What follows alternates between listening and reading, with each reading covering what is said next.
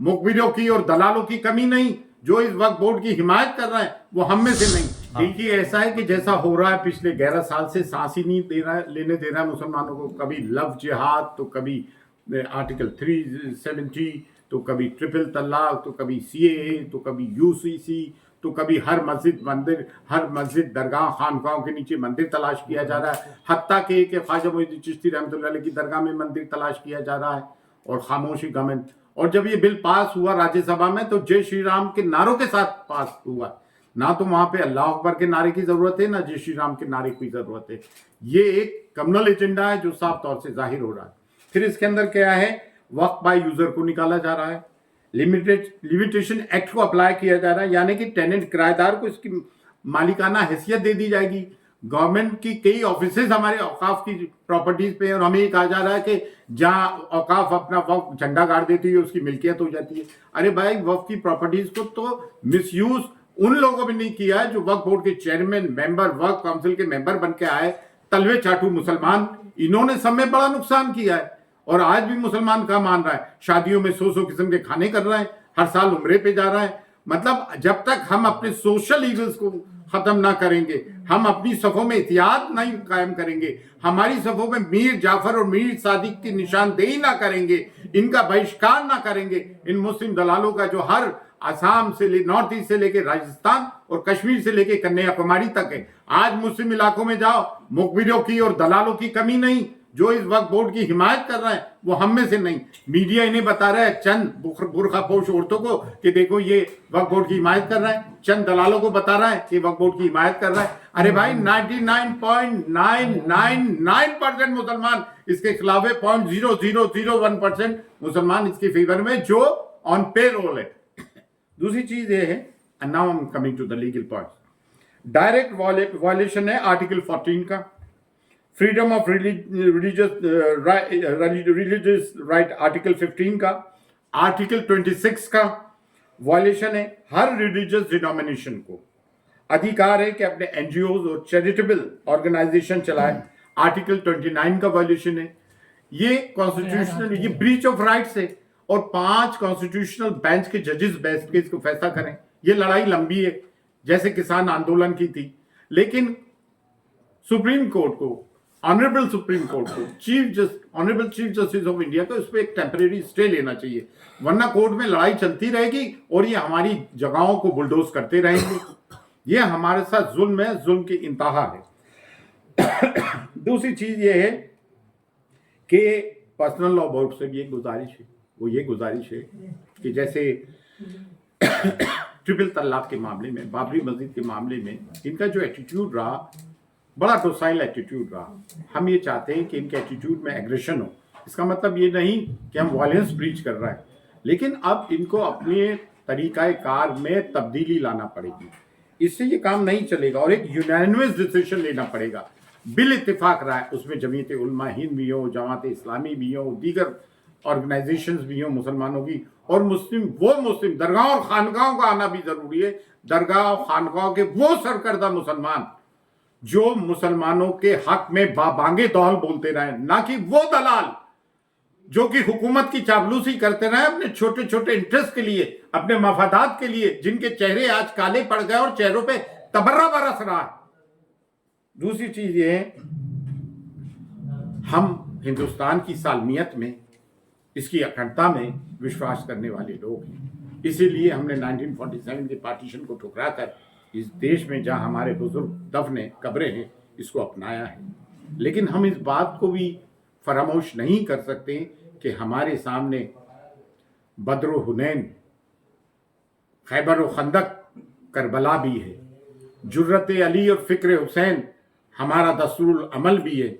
और इस तरह के मामलात में ये हमेशा से इन इस्लामिक दुश्मन और मुस्लिम दुश्मन ताकतों के खिलाफ ये एक मील का पत्थर साबित हुई है।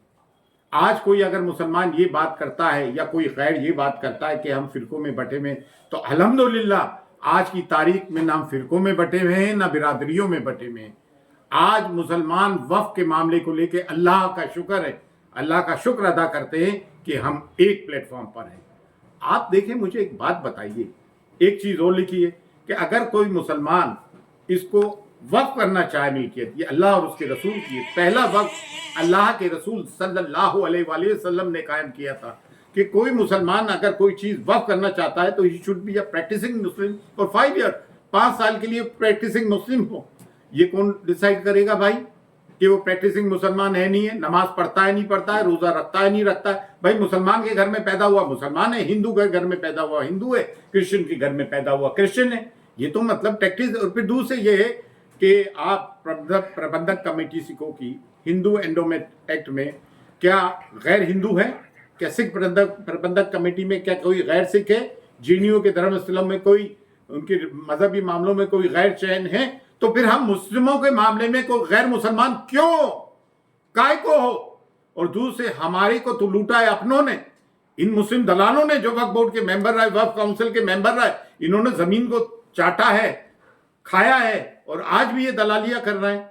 ये बात तो जायज है, लेकिन इसका मतलब थोड़ी कि कोई गैर मदाखलत करे हमारे कामों में। देखें, बारगाह हुजूर गरीब सुल्तान ख्वाजा मोइनुद्दीन चिश्ती की वो दरगाह है जहां से मजहबी हमआहंगी का मतलब कम्युनल हार्मनी का, सांप्रदायिक सौहार्द का हमेशा पैगाम गया है। लेकिन यहां से कलमा हक भी पढ़ाया गया है, दीन इस्लाम को भी फरोग दिए। 800 साल की हमारी मिरास ये बताती है कि हमने थिक एंड थिन में हमेशा इस देश की सालमियत का भी और मुसलमानों का भी ख्याल रखा है। जब 1935 में काजमी बिल के नाम से ये वक्त आया, उस वक्त भी हमारी अंजुमन ने इसको रिजेक्ट किया था। अंजुमन सैयद ज़ादगान खुद्दाम ख्वाजा ने वक्त बिल, जेपीसी फॉर वक्त 2002 आया जिसके संग फिर गौतम चेयरमैन थे। उस बिल के मामले में भी हमने जाके ये फॉर वक्त, जेपीसी फॉर वक्त आया था, हमने रिजेक्ट किया। पार्लियामेंट इनेक्स में डिबेट की, कई मीटिंग्स अटेंड किए। अभी अगस्त में जेपीसी फॉर वक्त जब बिल आया, उसको भी हमने प्रेस कॉन्फ्रेंस करके कंडेम किया, उसको सिरे से खारिज किया। और आज जब ये एक्ट बन गया है तो आज अप्रैल 9 को आज हम फिर इसको कंडेम करते हैं, इस एक्ट को, और हम ये चाहते हैं कि इन चीज़ों को वापस दें। और बिल आखिर हमें जमहूरी निज़ाम में, डेमोक्रेटिक रजीम में, कॉन्स्टिट्यूशन हमें ये राइट गारंटी करती है कि हम सड़क पर आके आंदोलन करें।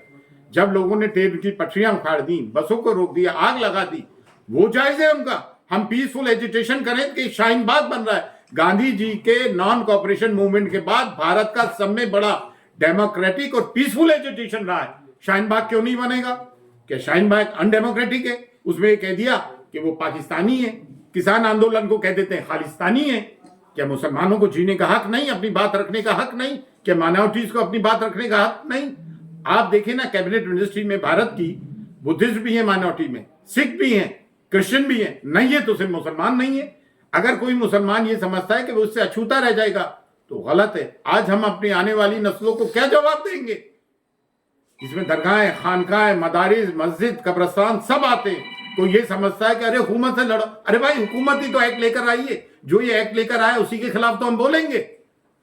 तो ये हमारा आज का मौजू था, हमारा मौकफ था कि हम आउटराइट इस एक्ट को कंडेम करते हैं। अच्छा, आज मैं शेरवानी भी नहीं पहन के आया, ये एक सिंबॉलिक जेस्चर है कि अब शेरवानी उतारने का भी वक्त आ गया है, रोड पर आने का वक्त रहा है। फैसला मुस्लिम पर्सनल लॉ बोर्ड करेगी, लेकिन यूनानिमस डिसीजन हो, बिल इत्तेफाक राय होकर हमें ये फैसला लेना, जो भी फैसला हो उस पर अमल करना है, कानून के दायरे में रह के, पीस के दायरे में रह के। और हम supreme court, honourable supreme court से, honourable chief justice of India से चाहते हैं कि हाँ, इस देश की अखंडता, सालमियत जब बरकरार रहेगी, जब हम में प्यार, मोहब्बत, इत्तेफाक रहेगा, जिसके हम हमेशा से हामी भी रहे, कायल भी रहे।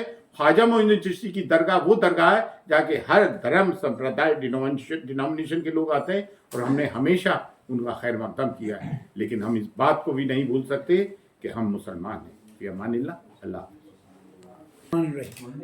अल्हम्दुलिल्लाह, हम हर मज़ाहिब का एहतराम करते हैं और करना भी चाहिए। हर इंसान का फरीज़ा है एक दूसरे मज़हब का एहतराम करे। अभी जो वक्त का मामला चल रहा है, उस वक्त नए तरमीम जो वक्त आया है, उसकी जिन लोगों ने किए, हम उनका तहे दिल से शुक्रिया अदा करते हैं। इस मौके जो हमारे हिंदू भाई ने इनका जो मुखालफत की, हम उनकी शुक्रगुजार हैं। और जिन लोगों ने इसकी हिमायत की, हम उसको सिरे से कंडेम करते हैं। ये वक्त का मामला है, अल्लाह का मामला है।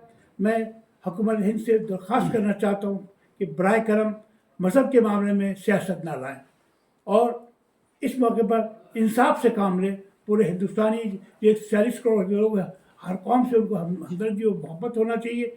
हम भी उम्मीद करते हैं कि वो इंसाफ से काम लेंगे। हमारी तीसरी दरख्वास्त है, हुकूमत इनसे इंसाफ से काम लें। ठीक है सर।